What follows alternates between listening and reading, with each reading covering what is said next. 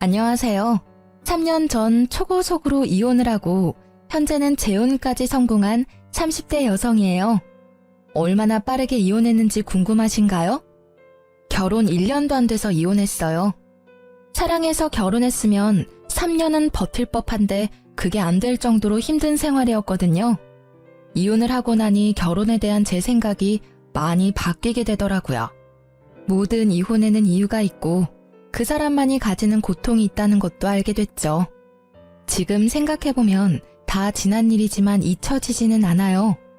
그때 스트레스와 아픔은 조금 희석됐고 돌이켜보면 잘 빠져나왔다는 안도감이 더 크죠. 저와 남편은 소개팅으로 만났어요. 소개팅에서 우리가 같은 고향 사람이라는 것을 알았을 때는 정말 놀랍고 설렜어요. 본가도 서로 멀지 않다는 것을 알았을 때는 그냥 운명이라고 생각했어요. 얼마나 좁은 시야인지 나중에서야 깨닫게 됐지만 이때는 전혀 몰랐어요. 그렇게 결혼 이야기가 나왔을 때 같이 고향에 내려가서 살자는 이야기를 꺼냈어요. 아무래도 고향이 자가를 마련하기 편했고 우리가 전문직이라 직장을 바꾸는데 유리하다는 것도 선택에 한몫을 했죠. 그런데 본가와 가까워지니 점점 시모와 시부의 간섭이 들어오더라고요. 어느 정도는 예상했던 바였어요. 사실 결혼 전에도 저희 친정아버지가 집에서 쉬고 계신다는 이야기를 듣고 시댁에서는 무척 싫어하셨어요. 일도 안 하면서 사는데 사치스럽게 산다고요. 저는 제가 버는 만큼 쓰기에 그리 사치스럽게 보이지 않아서 결혼할 수 있었던 건지도 몰라요. 사실 저희 아버지가 돈을 많이 벌어두셨지만 남편이나 시댁에는 이야기한 적도 없었어요. 제가 잘 버는 것도 아니고 그 돈이 제 것이 될 거라는 생각도 안 해봤거든요. 시부와 시모는 남편의 큰 삼촌 명의의 상가 1층에서 음식점을 하고 계셨기에 일을 하지 않는 아버지에 대해 언제나 쓴소리를 하며 가끔씩 무시하는 발언을 하시곤 했어요. 그 발언도 제가 집 살 때 돈을 반이나 부담한 걸 아시고는 뚝 들어가 버렸죠. 결혼과 동시에 들어갈 집은 구식 아파트였지만 고쳐서 쓰기에 좋은 조건인 집이었어요. 일단 금액이 싸서 나머지를 리모델링비로 쓸 수 있어서 더 좋았어요. 그런데 이 구옥이 문제를 일으키게 될 원인이 될 줄이야. 그때는 정말 상상도 못했어요. 리모델링 업체를 알아보고 있는 도중에 시모에게 전화가 와서는 남편과 함께 시댁에 들리라고 하더라고요. 그리고 4명이 한데 모이자 시부가 말을 꺼냈어요. 니들 집 리모델링 하려는 거면 괜한 돈 쓰지 말고 이 아버지한테 맡기거라. 집에 그렇게 돈 쓸 필요가 뭐 있어? 웬만한 거는 나랑 네 어머니가 다 할 수 있어. 남한테 큰 돈 주지 말고 그 금액 반에 내가 해주마. 아버님께서요? 이 여름에 힘드실 텐데 그냥 전문가에게 맡기는 게 낫지 않을까요? 가게 일도 있는데 저희 집 때문에 일하시게 만드는 것도 죄송스럽고. 저는 최대한 간곡하게 돌려서 거절의 의사를 내비쳤어요. 전등 하나 고쳐 끼우는 정도가 아니잖아요. 집 장판, 도배, 몰딩, 싱크대, 화장실까지 싹 바꿔야 하는데 평생 가게 일만 하셨던 분이 잘할 수 있을 거라는 믿음이 거의 없었거든요. 그러나 제 이런 마음도 모르고 남편은 얼씨구나 좋다 하더라고요. 아버지가 해주시면 저희야 좋죠. 돈도 적게 들면 저희한테도 이득이고요.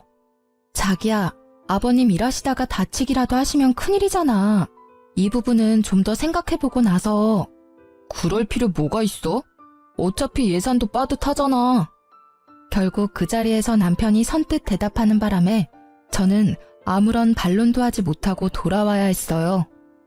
근데 전문가도 아니신데 리모델링 이상하게 되면 어쩌지? 믿져야 본전이지. 어차피 엄청 허름한 집인데 잘 고쳐주면 좋고 좀 이상해도 쓰는 데는 큰 지장 없을 거 아냐.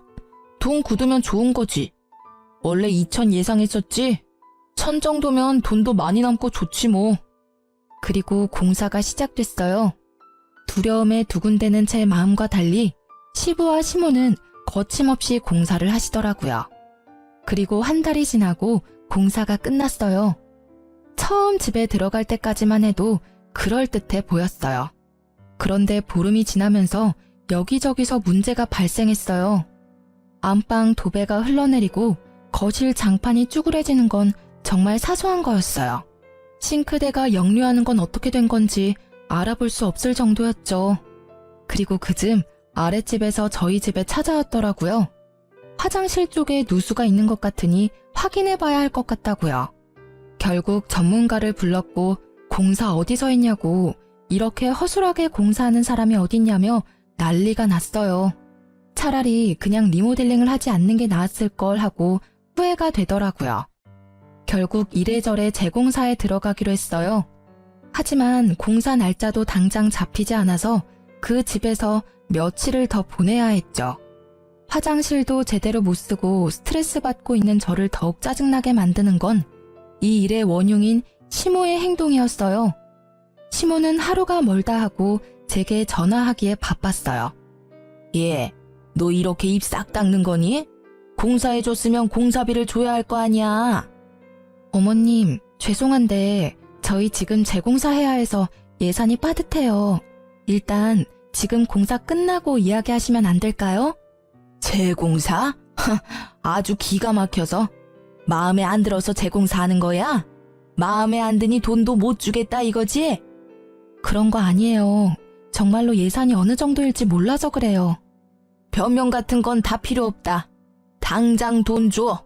너한테 없으면 너희 친정에 이야기해서라도 줘야 될 거 아니야. 이렇게 사람을 아주 쪼아대는데 저는 노이로제에 걸릴 지경이었답니다. 저는 시모의 전화를 끊고 남편에게 전화했어요. 어머님 전화 오셨어. 돈 달라고 하시는데 재공사 비용이 얼마나 나올지 알 수 없는 상태에서는 드릴 수가 없잖아. 그니까 우리 집 상황 알리고 약속한 돈은 반만 드리는 걸로 하자. 어차피 자재값은 우리가 다 냈으니까 수고비로 드리는 건 그 정도면 될 것 같은데. 어때? 그럼 약속을 어기자는 거야? 아무리 공사가 망했어도 부모님하고 한 약속이잖아. 드리기로 했던 금액은 드려야지. 어떻게 그렇게 쉽게 이야기해? 지금 공사비며 아랫집 보수공사까지 우리가 책임져야 하는데 내 수중에 있는 돈으로도 모자랄지도 모르는데. 아, 그럼 나들 어떻게 하라고. 처음부터 네가 맞는다고 하지 않았어? 그럼 네가 책임지고 끝까지 해야지. 나한테 할 소리야? 처음부터 내가 아버님한테 공사 맡기는 거 싫다고 했잖아. 근데 당신이 그렇게 하자고 하는 바람에 이렇게 된 거잖아. 아, 몰라. 난 아무것도 모르고 아무것도 해줄 수 있는 게 없으니까 당신이 알아서 해. 결국 이 상황을 해결하려는 의지도 없어 보이는 남편과의 대화는 싸움으로 번지고 말았죠. 저는 이날 처음으로 남편에 대한 실망감을 느꼈어요. 저는 열심히 이 일을 어떻게 수습할까 고민하다가 가족을 집에 초대하기로 했어요. 자연스레 시댁에 저희 상황을 보여주면 해결될 거라고 생각했거든요. 아버님, 어머님, 손 씻으시려면 싱크대에서 씻으셔야 해요. 화장실이 지금 누수로 아랫집이 난리 났거든요. 그리고 싱크대도 물이 역류하니까 물을 살짝만 트시고요. 저는 자연스레 집의 문제를 알려드렸죠. 시부와 시모도 집을 보더니 잠시 당황하더라고요. 당연한 일이죠. 눈이 있다면 지금 집안 꼴이 어떤지 확인할 수 있을 테니까요.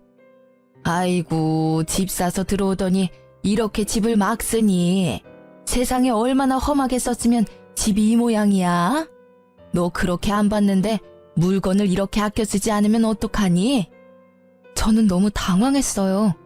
마치 저 때문에 집이 망가졌다고 말하는 시모의 모습을 믿을 수 없었죠. 그때 벨이 울리고 제가 초대한 특별한 분이 들어오셨어요. 오늘 급히 외출계를 내고 요양원에서 나오신 남편의 할머니였어요. 남편에게 급히 부탁해 시부모 모르게 모셔달라고 했거든요. 지금 이 집에 대해 객관적으로 말할 수 있는 분이셨거든요. 노환으로 거동이 불편해 요양원에 계시지만 정신은 아주 말짱하셔요. 할머님의 등장에 시부모님이 더 당황하셨더라고요. 어머님이 어째서 여기에? 내가 못 올 곳이라도 왔어? 뭘 그리 귀신 본 눈깔이야? 아유, 그런 게 아니고요, 어머님. 근데 너희는 이런 집을 집이라고 샀어? 옛날 집 그대로 살기로 한 거냐? 아니요, 저희 공사를 하기는 했는데. 뭐야? 너희 사기당했어? 아니, 집을 이렇게 만들어 놓고는 무슨 공사가 끝났다는 말이야? 아이고, 화장실 좀 봐. 화장실은 또 왜 이렇게 뒤집어 놓은 거야? 아랫집에 누수가 돼서요.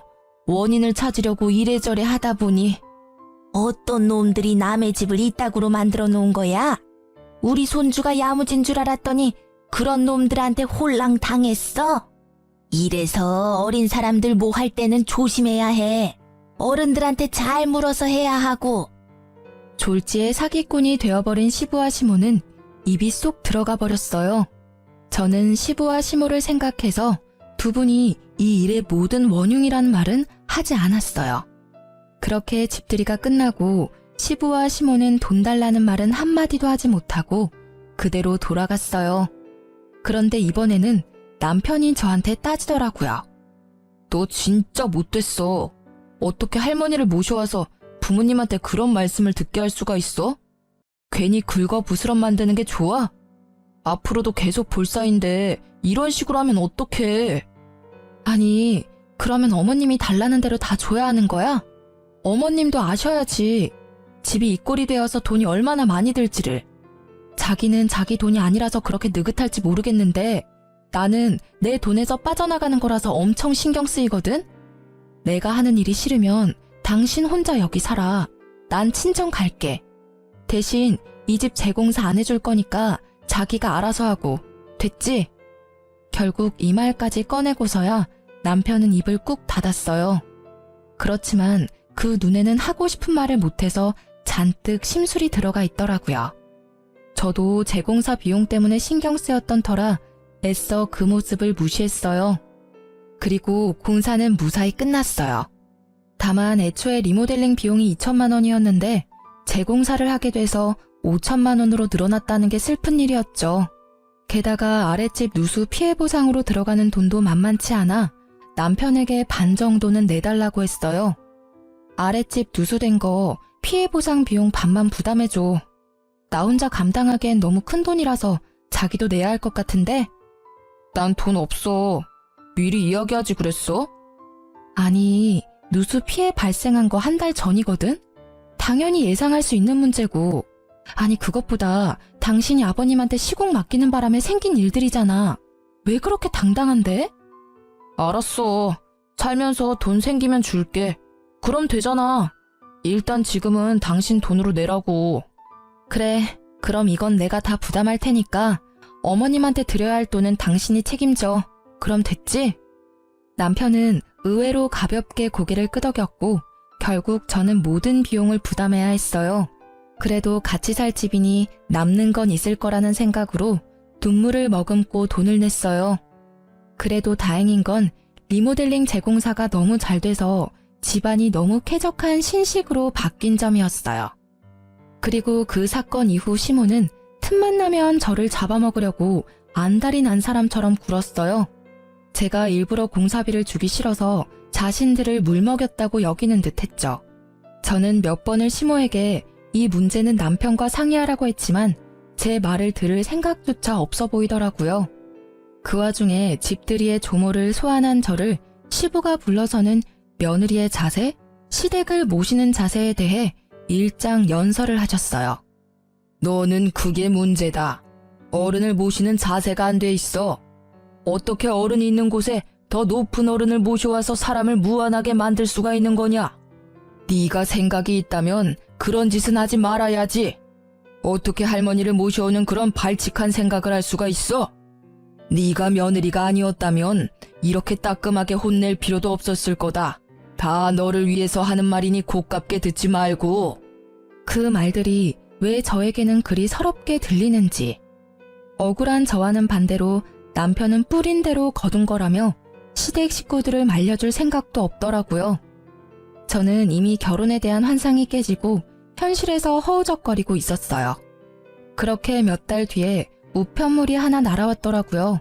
제가 주식을 안 해서 잘 모르겠지만 주식 배당과 관련된 우편물이더라고요. 저는 설마 하는 마음으로 우편물을 뜯었는데 남편이 거의 3천만 원이나 되는 큰 돈을 투자한 걸 알게 됐죠. 저는 그걸 보자마자 정신이 번쩍 들더라고요. 리모델링 재공사할 때는 돈 없다며 저를 태연히 속이고 아랫제 피해 보상 금액도 저한테 한 푼도 주지 않았던 거예요. 열받은 저는 남편을 기다렸어요. 7시, 8시, 9시.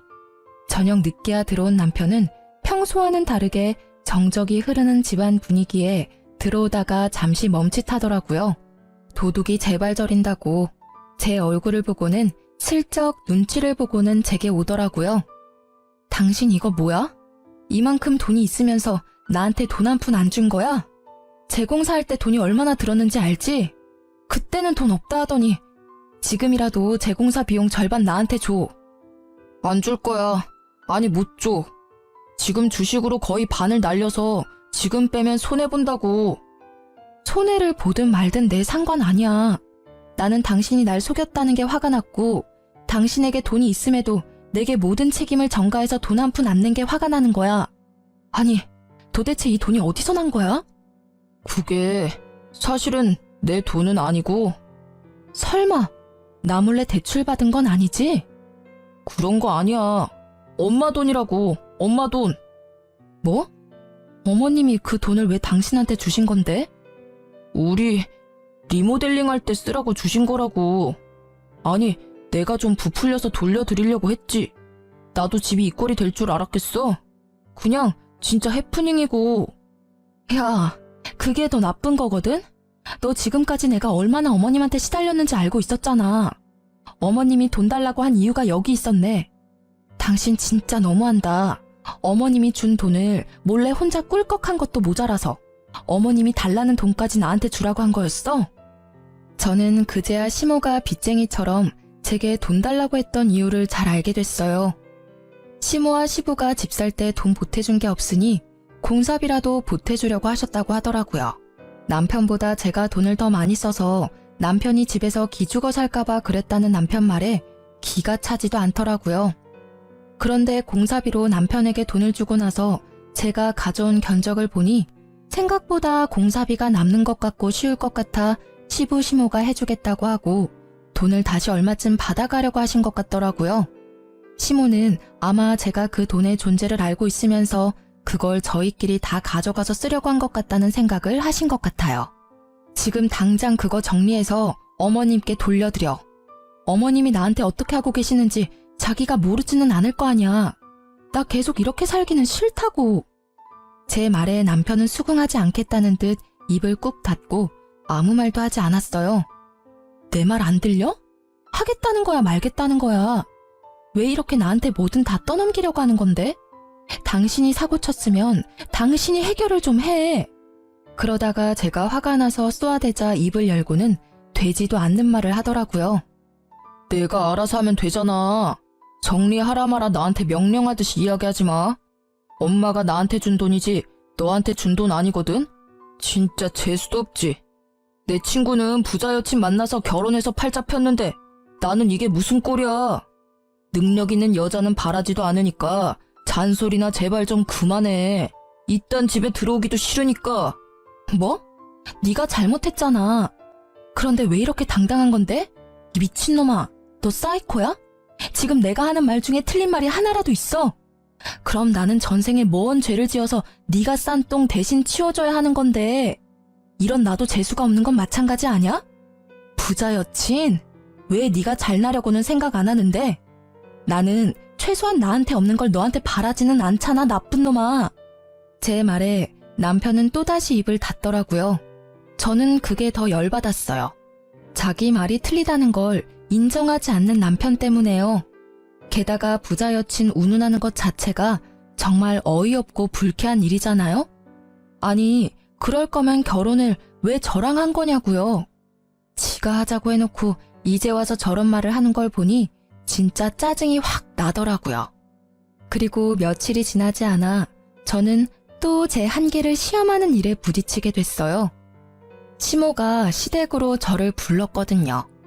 솔직히 이때는 저도 마침 잘 됐다 싶었어요. 가서 이 일에 대해 설명하려고 했죠. 남편이 사고 친 거에 대해서 이야기하면 시모가 이해해 주리라고 믿었거든요. 상식이라는 게 있다면 당연히 그랬을 거예요. 여기까지 잘못된 생각은 아니었지만 제가 시댁을 너무 만만히 봤나 봐요. 제가 예상한 반응이 아니었거든요. 그래, 왔니? 공사가 잘못된 거는 우리도 인정할게. 그렇지만 그거하고 별개로 우리도 일을 했으니 인건비라도 줘야 된다고 생각하는데 너는 어떻게 생각하니? 어머님 말씀이 지당하세요. 그리고 그 부분은 리모델링 비용을 받아간 남편하고 이야기하셔야 될 것 같아요. 저도 어머님이 남편에게 돈을 주셨다는 걸 불과 며칠 전에 알게 됐거든요. 저 모르게 그걸로 주식을 하고 있었더라고요. 그래서 빼서 드리라고 했는데 아직 안 드렸나 봐요. 제 말에 시모의 얼굴이 팍 일그러지더라고요. 저는 왜 시모가 인상을 쓰는지 모르겠더라고요. 너 아직도 정신을 못 차렸구나. 네 시아버지가 하는 말을 그냥 헛으로 들었어. 부부는 일심동체고 남편이 잘못했으면 부인이 책임져야 할 때도 있다고 네 시아버지가 말하지 않든? 그러니까 그 돈이 남편에게 있든 없든 너에게도 책임이 있다는 말이지. 그러니까 돈 달라는 소리도 같이 들어야 하는 거고. 어딜 남편이 가지고 있니 없니 하는 거야? 네 남편이 알아서 잘 쓰겠지. 그거 하나 믿어주지도 못하고 무슨 부부라고. 저는 이 상황이 점점 짜증이 나기 시작했어요. 사람을 빚쟁이처럼 만든 시모의 모습도 일을 저질러 놓기만 하고 수습도 안 하는 시부와 남편.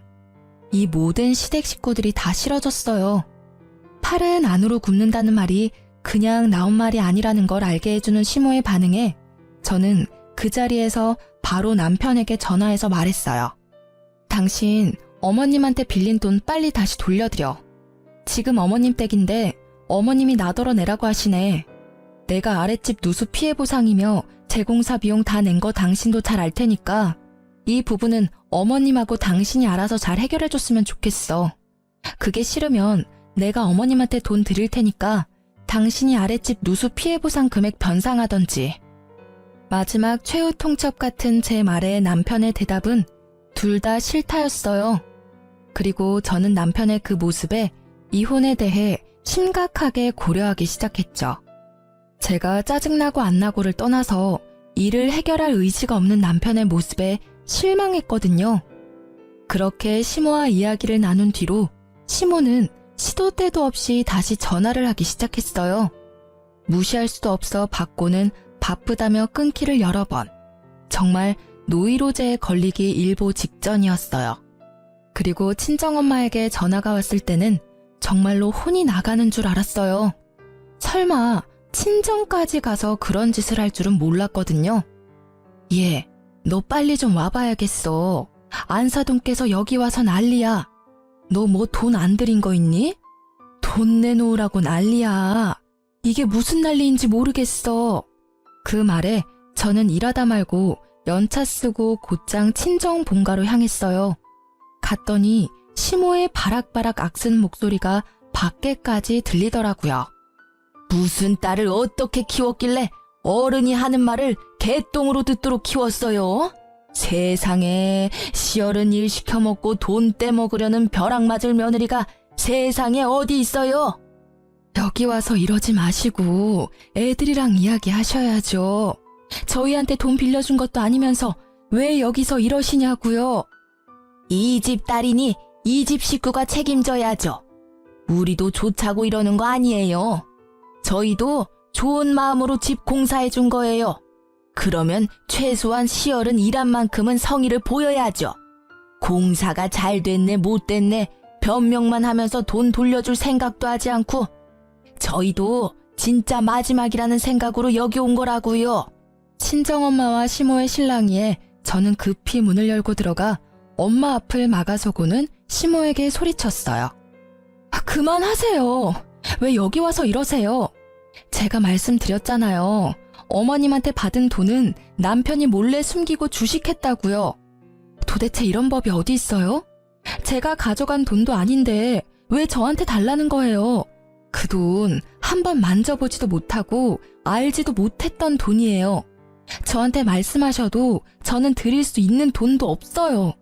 원래 드릴 수 있었던 돈도 이제는 재공사 비용이랑 아랫집 누수 피해 보상 때문에 5천만 원이라는 돈이 빠져나갔다고요. 그 5천만 원의 단돈 1원도 보태주지 않은 게 그 사람이거든요? 아니, 그걸 왜 우리한테 이야기하니? 그건 네가 알아서 해야 할 일이지. 내가 왜 그런 것까지 신경 써야 하는지 모르겠구나. 나는 다른 건 다 관심 없고 내 돈만 받으면 돼. 알겠어요. 그렇게 말씀하신다면 저도 이제 됐어요. 저랑 그 사람이랑 이혼할 테니까 저한테 관심 끄세요. 부부가 일심동체라 제가 책임져야 한다고 하셨죠? 그럼 부부가 아니면 저한테 말씀 못 하시겠네요. 사고를 쳐놓고 남한테 책임을 떠넘기는 사람하고 어떻게 같이 살아요? 그리고 어머님은 아들을 그런 식으로 키워놓고 왜 남의 엄마한테 딸 자식 어쩌고 운운하시는 거예요? 이혼? 내가 그러면 겁이라도 낼 줄 알았니? 이쪽에서 더 환영이다. 이혼하면 위자료는 한 푼도 못 받을 줄 알아. 왜 위자료를 못 받아요? 그 집 살 때 돈도 반씩 냈고 리모델링 비용도 제가 다 냈어요.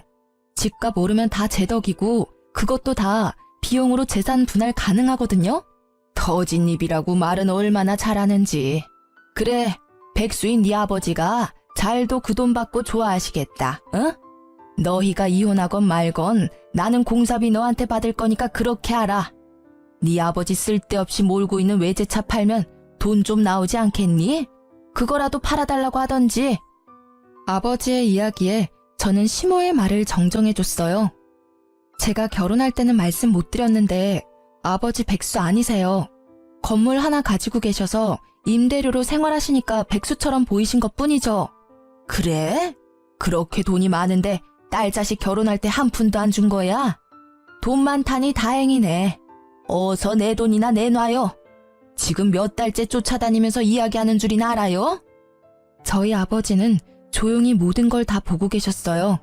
그러더니 저에게 조용하게 말하시더라고요. 너 진짜 이혼할 거야? 번복 안 할 거지? 그 말에 저는 고개를 끄덕였죠. 네, 이 꼴을 보고도 이혼 안 한다 하면 제가 미친년이죠. 제 생각은 확고해요. 제 말을 듣고 있던 아버지가 주머니에 있던 폰을 꺼내 들고 어디에 전화를 걸더라고요. 정 사장, 나야. 정 사장하고 계약한 그 상가 거기서 좀 나와줘야 할 것 같은데? 궁금한 거 있으면 거기서 일하는 사람들한테 물어봐. 잘 아실 거야. 그래, 끊어. 그분과 통화를 끊고 나니 옆에 있던 시부의 전화가 시끄럽게 울리더라고요. 예, 형님. 어쩐 일로? 예? 갑자기 가게를 빼라고요? 그게 무슨... 제가 무슨 일을 저질렀다고요? 그리고 통화가 계속될 동안 시부의 시선이 제 아버지에게 향했어요. 얼굴 가득 사색이 되어 저는 입안이 마르는지 연신 침을 꼴깍꼴깍 삼키면서요. 저는 그제 아버지가 뭘 한 건지 알았어요. 사실 시부모가 일하는 그 가게는 시부의 큰 형님의 명의로 계약이 된 저희 아버지의 건물이었거든요. 아버지는 계약 후에 실제로 일하는 게 사돈이라는 걸 알고는 시댁에서 곤란할까봐 건물주인 걸 밝히지 않았거든요. 아무래도 임대인과 임차인이라는 관계가 사돈 관계에 그렇게 좋지만은 않다고 여기신 듯 했어요. 정 사장한테 다 들으셨으면 이야기하기 편하겠네요. 보증금은 돌려줄 테니 제 건물에서 나가주셨으면 좋겠습니다. 그리고 나가기 전에 원상 회복 무조건 하셔야 하고요. 안 되면 비용 청구해서 보증금에서 차감할 테니 그렇게 알고 계시고요. 아니, 이런 법이 어딨어요. 사람을 이렇게 한순간에 내치는 게 어딨냐고요. 건물 주인이면 다예요. 시모는 친정아버지의 말에 또 악을 쓰더라고요. 제가 건물 주인인 건 변함없고요. 계약 기간이 아주 다행스럽게도 이번 달까지였네요. 저는 계약 연장을 하고 싶지 않으니 두 분이 나가는 건 당연한 거겠지요? 저기 진짜 조금 더 말미를 주시면 저희가 지금 당장 나갈 수 있는 상황도 아니고 이래저래 정리해야 할 일도 있고 무엇보다 다음 가게가 결정될 때까지만이라도 시간을 주시면. 정 사장한테 물어보면 아시겠지만 원래 두 분이 그 자리에 들어오기 전에 먼저 연락 온 곳이 있었어요. 그쪽은 최근에 잘 나가는 프랜차이즈점이었고 사실대로 말하면 두 분이 거기 들어올 만한 분들은 아니었죠. 그래도 일부러 사돈이 되실 분들이라 계약한 거예요. 그런데 이혼한다잖아요. 그러니까 더 이상 불편한 관계 이어가지 말고 나가시라는 거예요. 그게 당신들한테도 편하지 않나요? 시모는 그 와중에 남편에게 전화를 하더라고요. 남편이 집에 도착하기 전까지 시부와 시모는 사정하며 가게 계약에 대해 이야기했지만 친정아버지는 아예 들은 척도 하지 않더라고요. 남편은 집에 도착해서는 사색이 돼서 친정아버지와 저를 번갈아 보더라고요. 여보, 내가 잘못했어. 그러니까 좀 봐줘. 부모님이잖아. 이번 한 번이야. 아무리 그래도 한 번 오해로 이렇게까지 하는 건 좀 너무하잖아. 부모님도. 미안한데 이야기는 나가서 하게. 여기는 더 이상 자네 처갓집이 아니야. 딸아이는 자네와 이혼하겠다고 약속했어. 딸이 한 입으로 두말할 사람이 아니라는 건 내가 잘 아니까 자네는 자기 복을 제 발로 찬 거야. 잘 지냈다면 내가 이래저래 도움을 줬을 텐데 이렇게 됐으니 최대한 빨리 이혼해주면 좋겠네. 아버지의 축객령에 남편의 표정은 절망으로 바뀌었죠. 저는 그 길로 신혼집을 나와 친정집으로 돌아왔어요. 남편은 몇 번이고 절 찾아와 미안하다며 용서를 빌었어요. 그런데 웃긴 건 진짜 미안한 게 아니었더라고요. 자기야, 이제 그만 용서해줘. 우리 사이가 이 정도로 깨질 사이는 아니잖아. 이렇게 고향까지 와서 즐겁게 신혼 즐길 시간만 남았는데 이런 작은 오해로 우리 사이가 깨지는 건 원치 않아. 솔직히 장인어른께서 건물 가지고 있다고 미리 말해줬으면 이런 일도 없었을 거잖아. 이딴 말이나 짓거리는 걸 듣고 있으니 토가 나올 것 같더라고요. 내가 사랑했던 사람이 맞나 싶을 정도로요. 아빠 재산은 아빠 거야. 나는 나고. 나는 내 힘으로 벌어서 능력만큼 소비하는 게 맞다고 생각하거든? 너야말로 진짜 토 나오게 역겹다, 진짜. 내가 그렇게 어머니 돈 갚으라고 할 때는 안 갚겠다고 난리를 치더니만 우리 아버지 상가 건물 갖고 있다는 걸 알자마자 시모 돈 갚아주겠다는 네 생각이 말이야. 역겹다니. 말이 너무 심하지 않아? 솔직히 내가 바람을 피기를 했어. 자기 몰래 대출을 받기를 했어. 그런 거에 비하면 이건 그냥 장난 수준이지. 아, 어머님한테 공사비 명목으로 돈 받아놓고 모른 척 혼자 주식하려고 한 거? 아님 그 돈 때문에 내가 영문도 모른 채 어머니에게 시달리고 있던 걸 알면서도 도와주지 않은 거? 그것도 아니면 내가 그 돈의 존재를 알고 나서 너한테 갚으라고 이야기했는데도 못 갚겠다고 난리친 거? 도대체 이 셋 중에 어떤 게 장난 수준이야? 대답 못하겠지? 장난이라고 할 만한 일이 하나도 없어. 전부 다 문제가 있는 일 아니야? 제 말에 남편이 입을 꾹 닫더라고요. 그렇지만 이내에 변명이라도 하려는 듯 이야기하더라고요. 그건 다 생활 자금을 좀 불리려고 한 일에 불과하잖아. 나도 생각이 있어서 한 일인데 이렇게 전부 의심하면 나도 기분이 나쁘잖아. 그리고 가정이야 어쨌든 결과만 좋으면 되는 일이고. 결과가 좋아? 반이나 날려먹은 주식이 좋은 결과야? 잘 들어봐. 내가 이혼을 결정한 이유가 네가 숨긴 시모 돈 때문만은 아니거든? 막상 결혼을 해보니까 넌 문제가 생겼을 때 해결할 생각이 없더라고. 매번 나한테 문제를 해결하도록 맡기기만 했지. 너는 문제를 해결할 의지조차 없었어. 게다가 회피하기만 했지. 그걸 보니까 진짜 질리더라고. 그런데 그것만으로도 이혼 확정감인데 네 어머니는 어떻고? 그 돈 네가 갖고 있다고 몇 번을 말해도 나한테 부부는 일심동체니 남편이 사고를 치면 아내가 해결하는 게 맞는 일이니 말도 안 되는 말만 하시고 가족 운운하면서 어떻게 그렇게 악착같이 날 쫓아다니면서 빚쟁이 쫓아다니는 사채업자처럼 막무가내로 돈을 달라고 할 수 있어? 그게 얼마나 더러운 기분인지 넌 상상도 안 가지? 그러니까 그렇게 태연했던 거지. 다시는 이런 일 겪기 싫고 두 번 다시 생각하고 싶지도 않아. 제 말에 남편은 아무 말도 못하고 눈만 굴리더라고요. 나가자니 제 아버지 앞으로 된 건물이 아른거리고 뭔가 제 말에 반론을 하고 싶은데 입이 10개라도 할 말은 없고 결국 제가 쫓아보내고서야 남편은 터덜터덜 돌아가더라고요. 그 뒤로는 일사천리로 이혼 과정이 진행됐어요. 다행스럽게도 제가 한 리모델링 건으로 집의 가치가 이전보다는 올라서 그 부분의 비용도 어느 정도는 되돌려 받을 수 있었어요. 여기서 짜증나는 건 집값이 오른 걸 남편도 혜택을 봤다는 점이었죠. 그렇게 이혼 후 저는 고향을 떠나 다른 지역으로 갔어요. 그곳에서 연애 1년을 끝으로 지금의 남편과 재혼도 했고요. 사실은 사이가 너무 좋은 나머지 혼전 임신에 성공했거든요. 재혼해서 아들을 출산하고 오랜만에 친정집에 내려갔어요. 아버지와 함께 외식하러 나갔는데 식사하는 곳에 전 남편의 전 시모가 일하고 있더라고요. 순간 확 짜증이 나서 다른 곳으로 가려고 발길을 옮기는데 전 시모가 아는 척하며 저와 아버지에게 다가오더라고요. 아이고, 잘나신 전 며느리네. 그렇게 이혼하고 잘 살고는 있어? 남의 눈에 눈물 나게 하면 지 눈에는 피눈물 난다던데 그 눈물은 언제쯤 나려나 몰라? 나쁜 년도 이런 나쁜 년이 없지.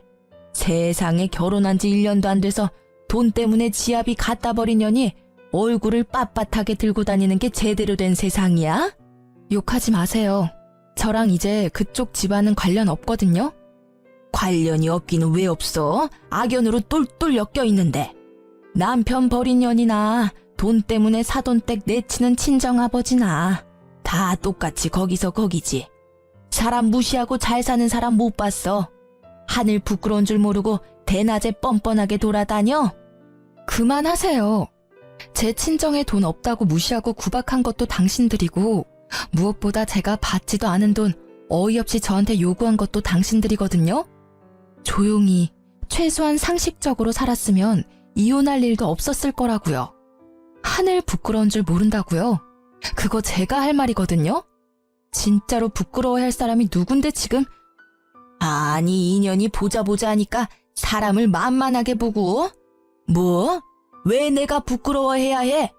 지금 우리가 어떤 상황인지 알지도 못하면서 네가 뭘 안다고 우리한테 그런 소리를 짓거리는 거야? 시모의 큰 소리에 놀라서 앵앵 울고 있는 제 아들을 친정아빠가 안아 올리며 말했어요. 부끄럽지 않다면 최소한 후회라도 하셔야죠. 이혼 안 했으면 제가 가진 상가는 제 딸아이에게 물려줬을 겁니다.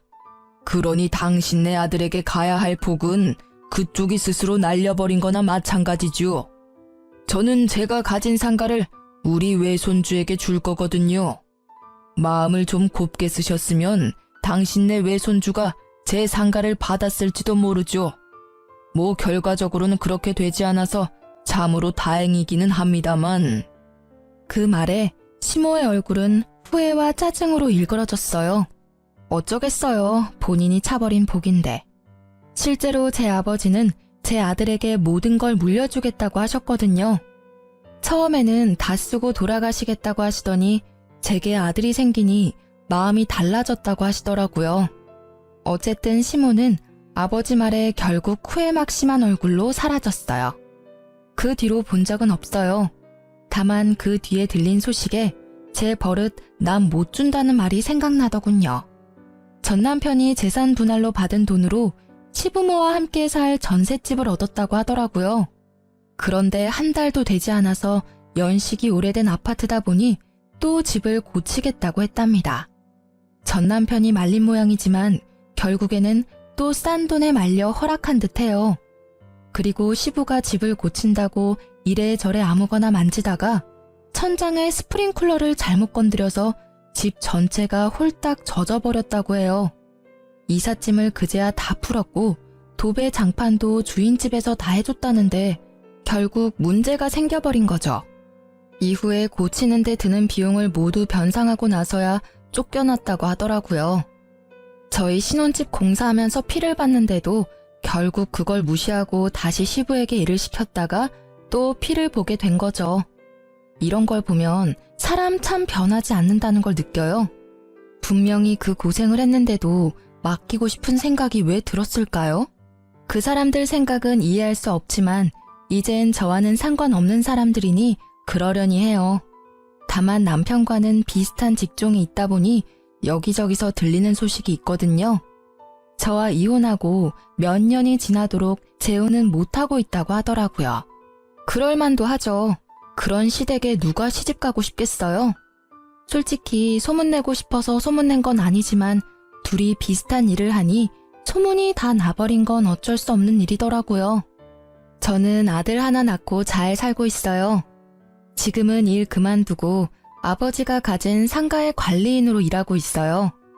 아버지가 상가 책임져 보지도 못하고 물려받아 홀라당 날리지 말고 아버지가 살아있는 동안 조금이라도 배워서 잘 운영해보라고 하셨거든요.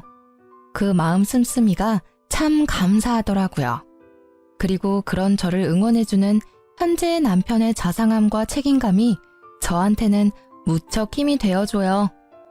아이에게 무슨 일이 생기면 저보다 먼저 해결해주는 남편이 전 남편과 참 비교되어 보인다고 하면 지금 남편에게 미안할 정도거든요. 그런 사람과 비교라니. 이혼은 저에게 좋지 않은 기억을 주었지만 동시에 사람을 보는 눈도 조금은 알려준 것 같아요. 그리고 도저히 내 선에서 해결하지 못할 일에서는 발을 빼는 게 현명하다는 생각도 들고요. 만약 제가 사랑이니 뭐니 시간이 지나면 변할 거라는 생각을 했다면 지금의 이 행복한 제가 없었을지도 모르죠. 아이가 있었더라도 헤어짐의 변화는 없었을 거예요. 물론 이해관계가 좀 더 복잡해졌겠지만 책임을 떠넘기기만 하는 시댁과 남편에게 아이를 맡기지는 못했을 거예요. 이렇게 저의 짧은 결혼 기간이 끝났어요. 신혼집 공사부터 시작된 일들이 마침내 제 결혼의 마침표를 찍게 될 줄은 그때는 정말 몰랐지만 헤어지고 나서는 다행이라는 생각이 들었어요. 그대로 있었다면 제가 힘들기만 했을 거예요. 제 사연을 읽고 그럴만했다고 생각하시는 분들도 있고 조금만 더 참아보는 게 어땠을까 하고 생각하는 분들도 계실 거예요. 그렇지만 참으면 참을수록 제 안에서 깎여나가는 것이 분명히 있다고 생각해요. 자존감, 존중, 배려. 결혼은 서로 희생하기만 해야 하는 건 아니라고 생각해요. 적당히 자신도 챙길 줄 알아야 오래 가는 것 같더라고요. 저처럼 짧은 결혼 기간에도 이혼을 고려하시는 분들에게 제가 겪은 일들이 도움이 되었으면 좋겠네요. 들어주셔서 감사합니다.